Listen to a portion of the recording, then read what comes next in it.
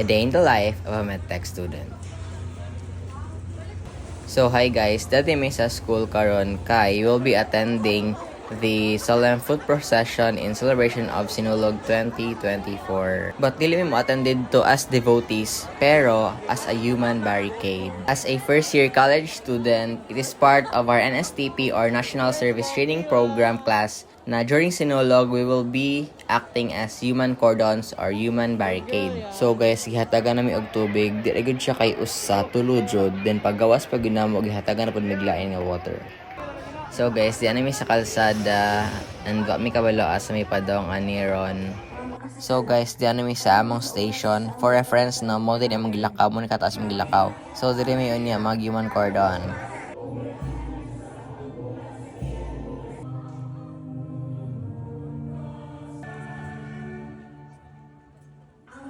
Ang Ginoo ana kanimo, bulahan ikaw sa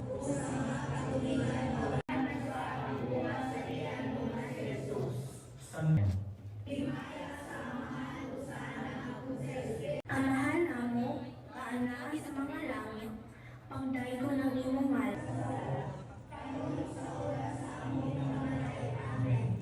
Maghimaya ka Maria, na puno ka sa grasya, ang Ginoo ana kanimo.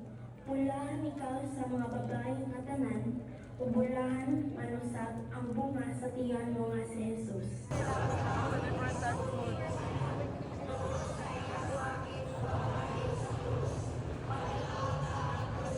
So after sa among task ato sa solemn foot procession, ning diretso dayon ko diri sa Ayala Center Cebu kay naman the event diri ron.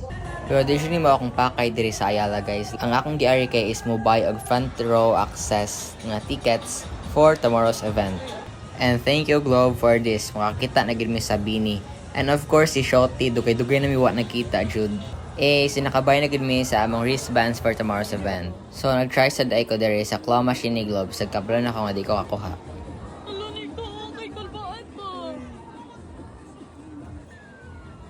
Nico, I'm so proud of you. Makuha mo na.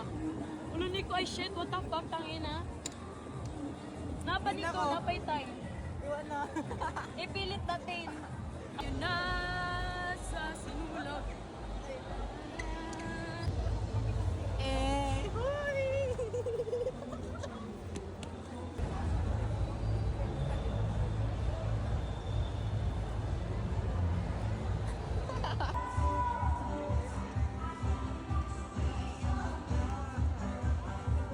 Mangoli na meron guys, so di nag-book na sila.